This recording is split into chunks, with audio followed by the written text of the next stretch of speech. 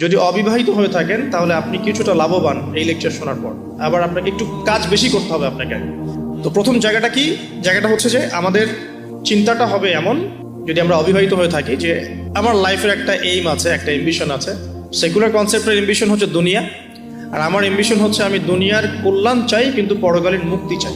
এই হলো আমার ইসলামিক কনসেপ্ট, যে আমি দুনিয়ার কল্যাণ অবশ্যই চাও। দুনিয়াতে আমি একটা বাসস্থান আমার দরকার, একটা জব দরকার আছে, আমার ডিগ্রি সার্টিফিকেটসের দরকার আছে, আমার ব্যবসা বাণিজ্য দরকার আছে, কেরিয়ারের দরকার আছে। কিন্তু আমার উদ্দেশ্যটা হবে পরকালীন স্বার্থ বজায় রেখে দুনিয়ার মুসাফিরের এই জীবনটা কাটিয়ে দেওয়া। এখানে সব কিছু পূরণ হবে না, সব স্বপ্ন পূরণ হবে না। আর সব স্বপ্ন পূরণ হয়ে গেলে দুনিয়াটাই জান্নাত হতো। আর দুনিয়াতে সব কিছু পাওয়া যাবে না বলেই এটা দুনিয়া। দুনিয়ার কোনো কিছু স্থায়ী নয়, এখানকার সুখও স্থায়ী নয়, এখানকার কোনো কষ্টও কিন্তু স্থায়ী নয়। যে কোনো সিচুয়েশনই পড়ি না কেন চিন্তা করবো যে এটা স্থায়ী নয়, এটা চলে যাবে, হোক কষ্ট অথবা সুখ। আর এর এক্সাম্পল তো নবী সাল্লাল্লাহু আলাইহি ওয়াসাল্লাম দিয়েছেন ওই যে মৃত গাধার সাথে। তোমরা কি কেউ 1 দিরহামের বিনিময়ে এই গাধা ক্রয় করবে? সাহাবীরা বলেছেন যে 1 দিরহাম কেন, বিনামূল্যে দিলেও কেউ ক্রয় করবে না। তো আল্লাহ রাব্বুল আলামিনের কাছে দুনিয়ার মূল্য এতটুকুই। অন্য হাদিসে এসেছে যদি একটা মাছির দানার পরিমাণও মূল্য থাকতো দুনিয়ার আল্লাহর কাছে, আল্লাহ পাক কাফের মুশরিকদেরকে 1 ফোঁটা পানি পান করতে দিতেন না।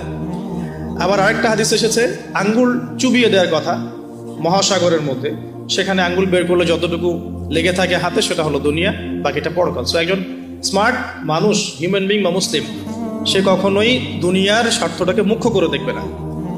তো আমরা যখন ইসলামিক আইডিওলজি নিয়ে চলাফেরা করি, আমরা দুনিয়ার কল্যাণটা চাবো কিন্তু পরকালীন মুক্তি নিশ্চিত করতে হবে। তো প্রথম কথা কি, concept of the ambition of লাইফটা ঠিক করতে হবে। সেটা সূরা আলে ইমরানের 185 নম্বর আয়াতে আছে। আল্লাহ রাব্বুল আলামিন বলেছেন, বা'দা আউযু বিল্লাহি মিনাশ শাইতানির রাজিম, ফামান যুহযিহা আনিন নার ওয়া উদখিলাল জান্নাতা ফাকাদ ফাজ। কিয়ামতের দিন যাদেরকে পুলসিরাত পার করানো হবে, জান্নাতে প্রবেশ করানো হবে, জাহান্নাম থেকে নিষ্কৃতি দেওয়া হবে, ফাকাদ ফাজ, সে তখন সফল হলো। মানে সে তখন চূড়ান্ত সাফল্য অর্জন করবে, এর বাইরে কোনো সাফল্যের ডেফিনেশন নাই। তো বিয়ে করেন আর নাই করেন, আগে কনসেপ্টটা ঠিক করতে হবে যে আমি আমার সাফল্য বলতে কি বোঝাচ্ছি। এখন যদি দেখেন যে আপনার এই ফিলোসফির সাথে বর্তমান লাইফ লিডিং এর পার্থক্য দেখা যাচ্ছে, তাহলে প্রথমে তওবা করে ফিরে আসতে হবে। এবং তওবা করার জন্য শুধু মুখ থেকে আস্তাগফিরুল্লাহ ওয়া আতুবু ইলাইহি পড়া যথেষ্ট নয়। খালেসভাবে, একনিষ্ঠভাবে ওযু করে, সালাত আদায় করে, চোখের পানি ঝেড়ে দিয়ে আল্লাহ রাব্বুল আলামিনের কাছে রাতের অন্ধকারে বলতে হবে, আস্তাগফিরুল্লাহাল্লাযী লা ইলাহা ইল্লা হুয়াল হাইয়ুল কাইয়্যুম ওয়া আতুবু ইলাইহি। অথবা আল্লাহুম্মা আনতা রাব্বী লা ইলাহা ইল্লা আনতা খালাকতানি আনা আবদুক ওয়া আনা আলা আহদিক ওয়া ওয়া'দিকা মাস্তাতা'ত আউযু বিকা মিন শাররি মা সানা'ত আবুউ লাক বিনি'মাতিকা আলাইয়া ওয়া আবুউ বিযানবি ফাগফিরলি ফাইন্নাহু লা ইয়াগফিরুয যুনুবা ইল্লা আনতা। এখন তো প্রোটেস্ট্যান্ট ভার্সনের যুগ, এই কারণে আধ্যাত্মিকত্ব, মাআরিফত এগুলো মানুষ খুব একটা বোঝে না। এই কারণেই আলী রাদিয়াল্লাহু আনহুর একটা কথা পড়ে আসলাম, সেটা হচ্ছে তিনি বলছেন, তাকে বলা হচ্ছে শেষ জীবনে গিয়ে যে আপনার কি কোনো কষ্ট আছে জীবনে? আপনার কি জীবনে কোনো কষ্ট আছে? কারণ তার জীবনটা কিন্তু ঈর্ষণীয় জীবন। অন্যান্য সাহাবীরা হয়তো ইয়াং এজে গিয়ে ইসলাম কবুল করেছেন, ইসলামের অনেক খেদমত করেছেন, বাট আলী রাদিয়াল্লাহু আনহুর জীবনটা এমন যে তিনি একদম চাইল্ডহুড থেকে, ফ্রম দ্য ভেরি বিগিনিং, তিনি রাসূল সাল্লাল্লাহু আলাইহি ওয়াসাল্লামের একদম ডান পাশে ছিলেন। এমন কোনো ব্যাটল আপনি দেখবেন না, মানে আমি গাজওয়ার কথা বলছি, সারিয়া না, গাজওয়ার কথা বলছি, যে আলী রাদিয়াল্লাহু আনহুর পাশে নাই, এমন কোনো গাজওয়া আপনি পাচ্ছেন না। এমনকি তিনি জ্ঞানে, আমলে, আধ্যাত্মিকত্বে একজন সমৃদ্ধ মানুষ ছিলেন। তাকেও শেষ বয়সে খারেজিদের হাতে নিহত হতে হয়েছে। তো তাকে বলা হচ্ছে আপনার কি কোনো কষ্ট আছে জীবনে? আলী রাদিয়াল্লাহু আনহু বলছেন যে আমার কষ্ট একটাই, কি, যে আল্লাহ পাক আমাকে যে ইলম দিয়েছেন, রাসূল সাল্লাল্লাহু আলাইহি ওয়াসাল্লামের সোহবতে থেকে আমি যে মারিফত অর্জন করেছি, মানে আধ্যাত্মিকত্ব অর্জন করেছি, এটা বিতরণ করার মতো উপযুক্ত কোনো পাত্র পেলাম না। তার মানে প্রোটেস্ট্যান্ট ভার্সনে শরীয়ত আপনাকে শুধু হুকুম আহকাম দিচ্ছে না, এটা করতে হবে, এটা করতে হবে না। এর ভিতরে রিজনগুলো কি, এর ভিতরে মারিফতগুলো কি, আধ্যাত্মিকত্বের বিষয়গুলো কি, সেগুলো কিন্তু সবাই বুঝবে না। এই কারণে আসলে মারিফতের কথাগুলো সবার সামনে বলাও ঠিক না, হয়তো জাহেলরা সেগুলো বুঝতে পারবে না। তো আসুন,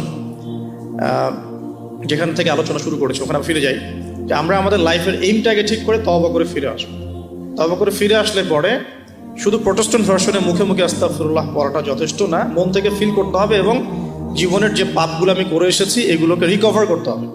যদি আপনি জিনা করে থাকেন ছেড়ে দিয়ে ফিরে আসতে হবে, সারা জীবন আমল করে প্রমাণ করতে হবে যে আপনি আল্লাহ পাকের অনুগত বান্দা। শুধু মুখে বলা যথেষ্ট নয়।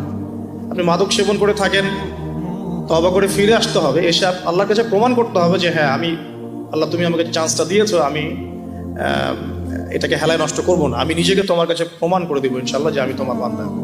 এভাবে প্রত্যেকটা পাপ, সুদ খেয়েছেন, অন্যের সম্পদ আত্মসাৎ করেছেন, হারাম টাকা থাকলে ফেরত দিতে হবে, আত্মসাৎ করে থাকলে ফেরত দিতে হবে, ঠিক আছে, অন্যের হক নষ্ট করলে সেটা ফেরত দিতে হবে। মুখলেস ভাবে তওবাতে নসুহা মানে কি? একনিষ্ঠভাবে তওবা করা, ওই পাপ ছেড়ে দেয়া, ভবিষ্যতে সেই পাপের পুনরাবৃত্তি না করা। ইনকেস যদি হয়েও যায় তাহলে আবার 2 রাকাত নামাজ পড়ে আবার আল্লাহকে বলা, রব্বি ইন্নী আযনাবা যামবান আখরা ফাগফিরলি, হে আল্লাহ আমি আবার সেই গুনাহ করে ফেলেছি, আমাকে মাফ করুন। সো তওবাটা খুব important. Both sisters and brothers সবাইকে বলছি যে আমরা সবাই পাপী, প্রত্যেকদিন মিনিমাম 100 বার করে তওবা করার অভ্যাস করে তুলতে হবে এবং এটাকে ফিল করা। বারবার বলি ইহসানের সাথে। এখনকার ইবাদত বন্দেগীর মধ্যে ইহসান নাই, সবার নাই, অল্প কিছু মানুষের আছে। ইহসান হচ্ছে আ'বুদুল্লাহ কাআন্নাকা তারাহ, তুমি এমনভাবে আল্লাহর ইবাদত করবে যেন তুমি আল্লাহকে দেখতে পারছো। ওয়া ইল্লাম তাকুন তারাহু ফাইন্নাহু ইয়ারাক, তুমি যদি আল্লাহকে দেখতে না পাও, বিশ্বাস রাখবে, জেনে রাখবে যে আল্লাহ পাক তোমাকে দেখছেন। এই মারিফত নিয়ে সবাই ইবাদত করছে না। যদি করতোই তাহলে নামাজ পড়ে বের হয়ে আবার সুদ খেতে পারতো না। যদি মানুষ এটাই করতো তাহলে তাহাজ্জুদ পড়ে আবার সকালবেলা কি গার্লফ্রেন্ড বয়ফ্রেন্ড ডেটিং করতে যেতে পারে না। তো মারিফতের ঘাটতি আছে। আর মারিফত অর্জন হয় কখন? যখন আল্লাহ নূর কলবে আসে। আল্লাহ নূর কখন কলবে আসে? যখন হৃদয়টা পরিচ্ছন্ন হয়। যে হৃদয়ের মধ্যে হিংসা, বিদ্বেষ, অহংকার, পরশ্রী কাতরতা আছে, সেখানে আল্লাহ নূর আসার কোনো প্রশ্নই ওঠে না। যেখানে আল্লাহ নূর নাই, সে আলো দেখবে কিভাবে? সে অন্ধকারের পথ চলবে কিভাবে? সে কিভাবে ঘ্রাণ পাবে? ঘ্রাণ পাওয়ার তো প্রশ্নই ওঠে না, কারণ কলবে তো নূর নাই। আল্লাহ পাক তো সবাইকে সবকিছু দিবেন না। তো এখন আসুন যে আমরা যদি তওবা করে ফিরে আসতে পারি, এখন আমি আমার লাইফটাকে গুছিয়ে নিব। লাইফটা গুছাতে গেলে আমার লাগবে এডুকেশন। এখন আমার এডুকেশন সেক্টর যেটাই হোক, আমাকে ইসলামিক এডুকেশন আবার শিখতে হবে। এর বেসিক যে সিলেবাসটা আছে এটা আমাকে কভার করতে হবে। কিভাবে করবেন এটা আপনার চ্যালেঞ্জ। এটা আপনি মাদ্রাসায় করতে পারেন, আপনি ইসলামিক ইউনিভার্সিটিসগুলোতেও পড়তে পারেন, বা আপনার যে সেকুলার ইনস্টিটিউশনে পড়ছেন সেখানে পড়েও প্রাইভেটলি যে কোনোভাবে হোক আপনাকে এটা কভার করতে হবে। এটা আপনার চ্যালেঞ্জ। এটা কিভাবে বাস্তবায়ন করবেন সেটা সিচুয়েশন ডিফার করবে, মানুষের সবার একরকম হবে না।